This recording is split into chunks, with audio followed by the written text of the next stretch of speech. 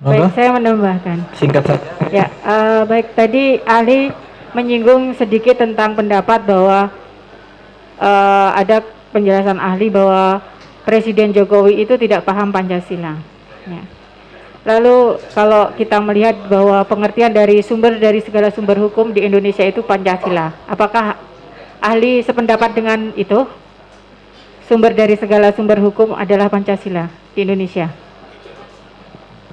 Bukan saya sependapat, faktanya memang begitu. Oke, baik. Tapi saya tidak sependapat kalau saya bikin kajian filosofi bahwa Pancasila itu sumber dari segala sumber hukum. Itu yang menyebabkan kalau saya pakai parameter itu, seluruh peristiwa reasoning kebijakan Jokowi tidak fit and proper dengan segala sumber hukum itu. Baik, enggak. Saya hanya menanyakan apakah sumber dari segala sumber hukum di Indonesia adalah Pancasila, itu sudah menjadi pedoman. Ya, baik, baik. Artinya bahwa dalam kehidupan bernegara, berbangsa, bermasyarakat, berbangsa dan bernegara, semua warga negara Indonesia harus berdasarkan Pancasila. Oke. Salah satu butir pelaksanaan dari Pancasila adalah salah satunya saling menghormati sesama manusia. Baik. Nah, dihubungkan dengan penjelasan ahli bahwa tadi dikatakan bahwa hoax itu bukan kejahatan, orang saling caci maki di dalam ruang publik sekalipun, di media sekalipun, itu biasa-biasa saja, boleh-boleh saja. Yang saya tanyakan, kalau itu menimbulkan suatu hal yang pada akhirnya tadi saling dendam, saling caci maki, saling bermusuhan, ada pro dan kontra. Bagaimana dengan kehidupan bangsa kita?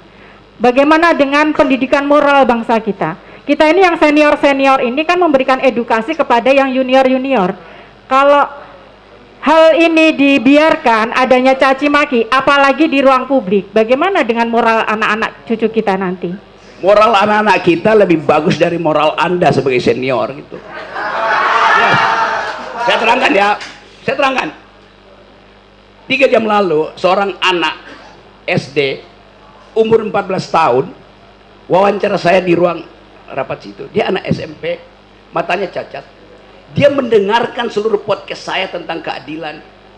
Dan dia bilang begini, saya umur 14 tahun, tapi saya mau protes kenapa negara ini terus menerus tidak dia pakai bahasa, bukankah negara ini Pancasilais?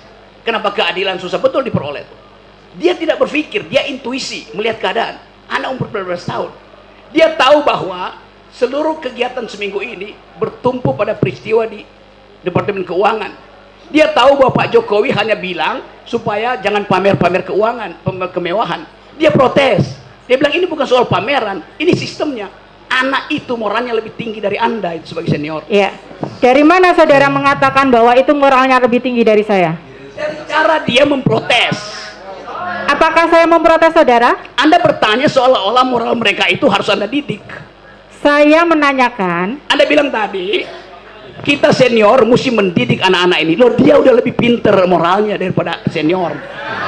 Saudara ahli tadi mengatakan bahwa tadi saudara seperti mencontohkan pertanyaan teman saya tadi, ada kambing hilang sama orang yang jualan jamu, ya kan? Mengalihkan seperti, mohon maaf Bapak. Sebentar, biar gini Ya. aja, to the point aja. Pertanyaan tadi udah terserah. Jadi saya hanya bertanya, saudara ahli masih berpendapat bahwa saling mencaci, saling memaki, memancing opini publik yang menimbulkan pro kontra di area publik. Ya. Gini ya, konteksnya Ya, karena sudah informasi berkali-kali tertutup, hoax timbul. Sudah Itu berkali-kali konteksnya. tadi disampaikan ahli. Ya. Oke. Oke, sekarang satu lagi pertanyaan. Oke. Saya tanya ahli, saudara ahli, secara pribadi, saudara percaya nggak dengan informasi yang disampaikan Bambang Tri? Secara pribadi, saudara percaya nggak dengan informasi yang disampaikan oleh Bambang Tri? Saya ingin informasi itu diuji di wilayah akademis. Nggak, saya tanya percaya atau tidak? Tunggu sebentar. Tolong. Oke. Nggak bisa saksi atau ahli tidak bisa dipaksa. Oke. Monggo. Ahli monggo, mau dijawab boleh, mau tidak jawab boleh. Oke, sebentar. Sudah saya rasa cukup, nggih. Nggih. Karena itu saya rasa tidak. Nggih. Saya rasa cukup nih. Tes.